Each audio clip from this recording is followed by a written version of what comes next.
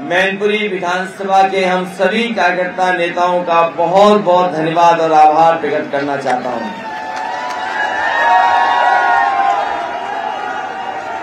ये 2024 के लोकसभा का चुनाव,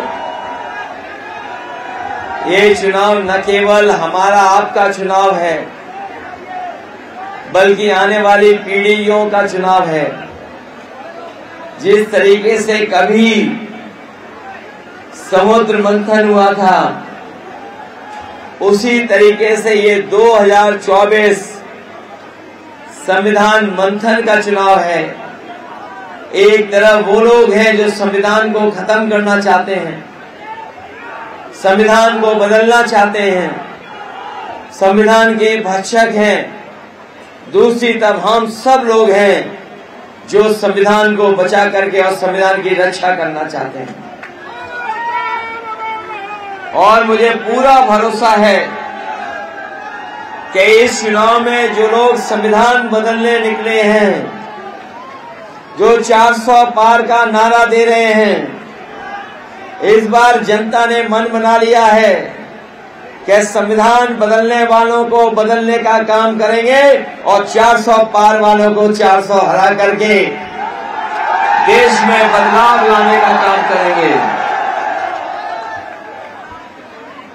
बीजेपी वालों के भाषण सुने होंगे आपने, अब न जाने वो किस दिशा में जा रहे हैं। उनके भाषणों में जो बातें रखी जा रही हैं, वो आम जनता के दुख दर्द से उन्हें कोई लेना देना नहीं है।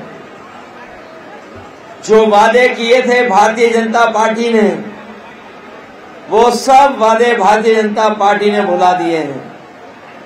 आज जब पीछे मुड़ करके हम लोग देखते हैं तो भारतीय जनता पार्टी के लोगों की हर बात झूठी और उनके वादे झूठे नजर आते हैं। हर वादा उनका झूठा निकला।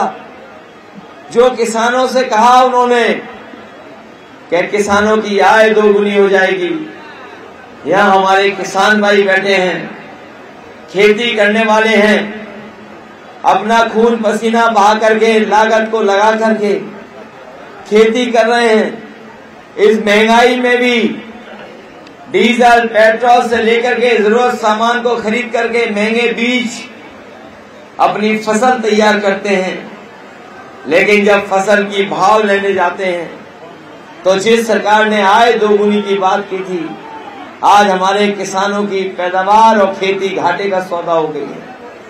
जहां हमारे किसान दुखी हैं, उनकी पैदावार नहीं बढ़ा पा रही सरकार, न लाभ दे पा रही है।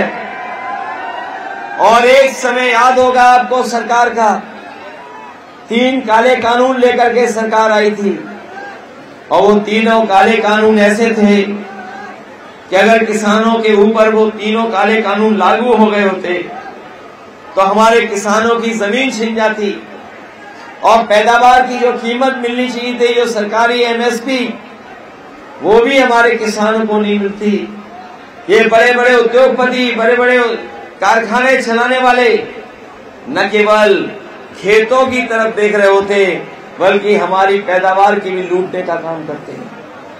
वहां पर किसान उन तीनों कानून के खिलाफ दिल्ली गए और धरने पर बैठे रहे। 2 साल के लगभग किसान वहां पर सरकार के खिलाफ लड़ते रहे। सरकार ने आरसीसी की दीवारें बनवा दी, सड़कों पर कीलें लगवा दी। डीजल, अगर किसान अपने ट्रैक्टर के लिए खरीदने जाता था तो ट्रैक्टर के और डीजल नहीं मिलता था, लेकिन किसान पीछे नहीं हटे, वो धरने पे बैठे। 1000 के लगभग किसान आत्महत्या और शहीद हो गया, लेकिन किसान नहीं हटे। जब काले कानून हटे तभी जाकर के हमारे किसान वापस आए। हम उन किसानों को बधाई देते हैं जो सालों साल दिल्ली बैठ करके इनके तीनों काले कानून के खिलाफ लड़ते रहे। इस सरकार ने